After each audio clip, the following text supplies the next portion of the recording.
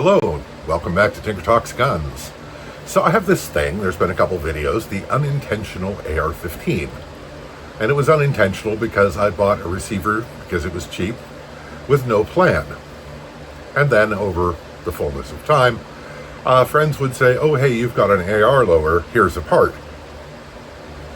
And so in the end, I had a complete functional AR for about $110 because the only things I bought were the cheap receiver, which is an Anderson manufacturing, and a lower receiver parts kit.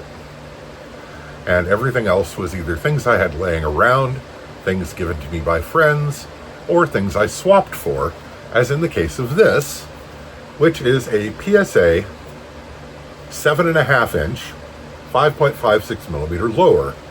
And I thought this was just stupid, so I was all in. Now, muzzle blast and concussion are horrific.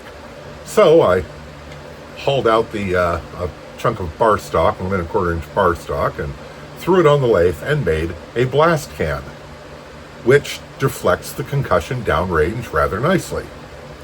It's still loud as hell, the muzzle blast is epic, but it's less unpleasant for me and people shooting near me. Now, I did try another donation from a friend, which is this linear compensator. And I found it actually was no more effective than the blast can and actually increased felt recoil slightly with some loads. So I reverted to the original blast can. And this has a BRS-20, a Bushnell TRS-25 that was lying around the shop and a riser that was lying around the shop, so I threw them on. And it has pop-up 45-degree sights because they were lying around the shop. So why not? And they do work. A little weird turning the gun, but you get used to it. And this was, with this setup, this was stupid, but fun. And I'm all about stupid but fun. The ballistics are better than you'd expect. You basically, with M193 ball, you get 357 Magnum ballistics, and I will be doing more testing with this to see how the bullets perform in gel tests and other media, but this has been replaced because I had the opportunity to swap for a BCM 300 Blackout 9-inch upper, which I have spent a total of $3 on because I added a crush washer. The original one was missing. And it has a standard A2 flash suppressor and Magpul M-Bus pop-up sights, which co-witness with the optic, which I know not what it is because it was spray painted at some point, which covered up any markings on it, but it seems to be a decent unit. So I got the 300 Blackout upper because I could. And it came outfitted with this optic and the nice sights. And I sighted this in today and fired it some. And before we have a look at that, I'd like to thank my supporters on Patreon. It's very much a shoestring operation, as this witnesses, and your contributions help more than you know. I'd also like to thank channel benefactors. Those individuals and businesses have contributed to the channel in innumerable ways and really helped make this work. And as always, shout out to Rain City Shooting Center for providing material support to the channel. So, let's see what this is like to shoot.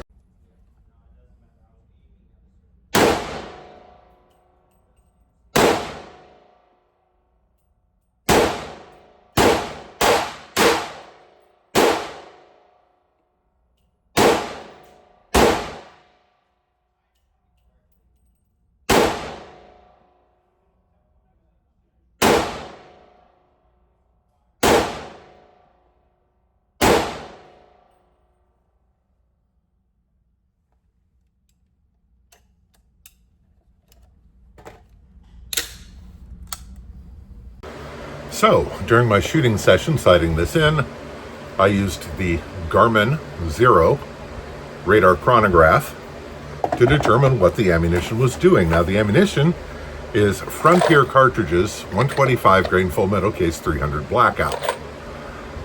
Pretty bog standard stuff and not at all inexpensive. 50 cartridges was about $1 a shot, but it's what I could get for this testing. And it was pretty easy to sight in. And the chronograph reveals that it was getting an average of 1,986 feet per second and 1,095 foot-pounds of energy with a reasonable extreme spread. That's pretty good. 44 magnum energies with a much, much flatter trajectory from a 9-inch gun. Now, the thing with 300 Blackout that everybody wants to do is use subsonic loads and get a suppressor put on it. And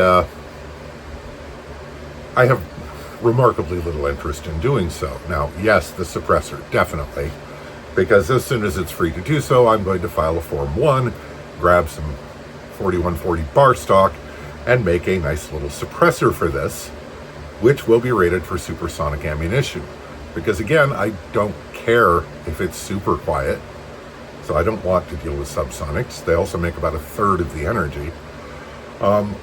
That can will be strictly for hearing protection,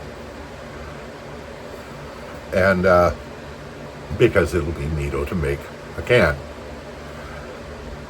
And I really actually enjoyed shooting this. Now, it has a little more felt recoil than the 5.56, which is not surprising. It's making 400 foot-pounds more energy. So yeah, you've got to expect that it's going to have more recoil. But on the whole, it's quite manageable. And this is a very handy little package. And since my primary targets hunting with a weapon, with a rifle, are black-tailed deer, which are not enormous, and this will actually be more than adequate at the ranges I typically see them at, which is 50 to 100 yards. So, it looks like this is probably going to be my deer gun this season. Again, it's small, it's light, it's very handy, very easy to maneuver. Why wouldn't I? And overall, I like the setup quite a bit, but it does violate the ethos of this weapon, which is to be stupid and fun. It's still fun, but now there's actually a decent arguable use case for it. I feel a little let down. So, it's still fun. I'll console myself with that. And I actually quite like it. Now, I have ordered reloading dies, and I will be looking at ordering some bullets, and anybody who happens to want to contribute some supersonic 300 Blackout ammo for me to test, I will be testing the ammo. And doing hand loading and doing all kinds of interesting things because I am 300 Blackout curious. But overall, it's a very cool, very useful upgrade that turns a stupid fun gun into what might turn out to be a very smart fun gun. Because again, there's a legitimate use case for this, not only for hunting, but as a home defense / PDW, in which role it would be very effective. Now, one thing about 300 Blackout is you can load it, especially the the supersonic loads, which have the long, thin bullet ogive. You can load it in 5.56 magazines, and this has led people to attempt to chamber and fire 300 Blackouts in their 5.56 millimeter AR. And this, of course, breaks the gun rather badly.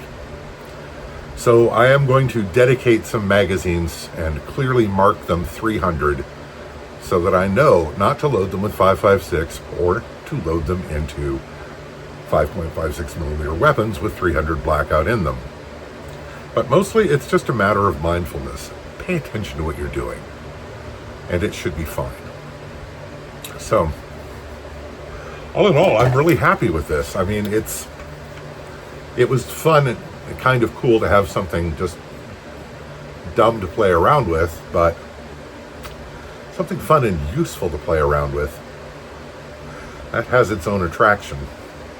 So you will doubtless be seeing more of this because I'll be doing ballistic testing with a variety of loads and just having a good old time with it. So That's it for this time. I hope this finds you well. Stay safe, take care, and I'll talk to you again real soon.